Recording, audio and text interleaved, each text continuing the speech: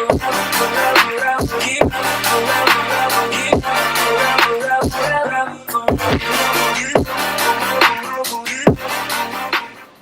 right, so today we are going to talk about the hip thrust. And in whatever movement you're doing, it's important to understand where the target area is. And so when it comes to the hip thrust, we're working the glutes. So throughout this movement, you should be feeling your glutes doing the work. It's very important to always keep that in the back of your mind. So I'm going to show you the movement without the bar first, and then we'll talk about what it looks like when you're going to load the hip thrust with a barbell. But the setup and the movement will be pretty much the same. So you want to find either a bench or some sort of surface where you can elevate your shoulders off the ground. And so you're going to slide down to where you basically just have your shoulder blades and up, okay? So like the top half of your back is supported by whatever surface you have here. Next up, you're going to make sure that your feet are pretty much right below your knees, okay? As far as the width, you want your feet about shoulder width apart. You don't want them too wide, and you don't want them too narrow, okay? They'll probably be around your squat, maybe a little more narrow, but shoulder width is pretty standard for this. Next up, you want to make sure that because we're focused on using our hips and our glutes, that we don't get our back involved here. So a really easy trick to make sure that you're not extending your spine is to tuck your chin down through this entire movement. Okay, you can cross your arms too. But I'm going to almost round my upper back in an effort to not allow my lower back to move. So if I keep my chin tucked, I'm going to break here at the hips to dip down slightly. And then I'm going to drive up, pushing through my heels, squeezing my butt. I'm going to keep my ribs down. I'm going to keep my chin down so I don't end up like this. Okay? So we want to avoid allowing our pelvis to tip forward and getting this arch in our low back.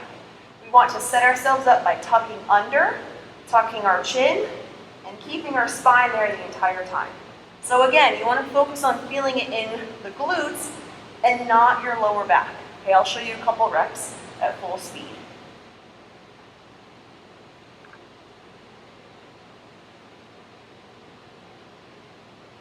All right, now let's look at what it looks like with a barbell. So the great thing about using a barbell is you want to use plates that will get the bar off the ground so you can just roll the bar in place. So the bar will sit right in your hip crease. And so because the bar is metal, it can kind of be uncomfortable to put there. You probably want some sort of padding. So you can, roll up a yoga mat. You can use those play mats that are made out of foam. I prefer to use one of these really thick pads because the heavier of a hip thrust that you have, the more that bar is going to pull and dig into your pelvis. So I like to use this very thick pad. But you want to make sure that, one, you are centered on the bar.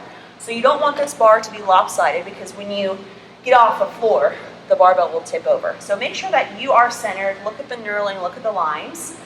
And that bar is going to roll up right into that hip crease, okay? So from here, I'm going to put my elbows on the bench.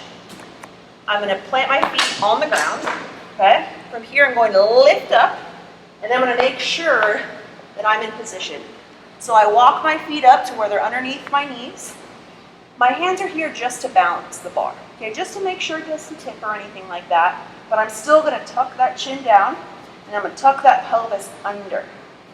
So from here, I'm going to dip down just a little bit and drive up, okay? I'm pushing through my heels, keep my chin down, keep my ribs closed, and I'm keeping my pelvis tucked under. You do not want to do this type of thing. My ribs are flaring up, my low back is arched. I don't really feel much going on in my glutes, okay? So a couple good examples for you. Dip down, squeeze, down, squeeze, down, squeeze. Bad example. I don't feel anything in my glutes right now. I just start to feel my low back get tired.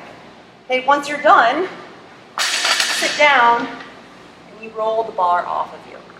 Now because this pad is pretty thick, it didn't allow a whole lot of space for me to roll the bar on. So a little trick there is I can put some plates on each side of me. So I roll the bar up a little bit higher so I have plenty of room between me and the bar to fit this pad. But key things here is to always feel it in the glutes, to keep your back very flat, keep that pelvis tucked under, and keep your chin tucked to your chest.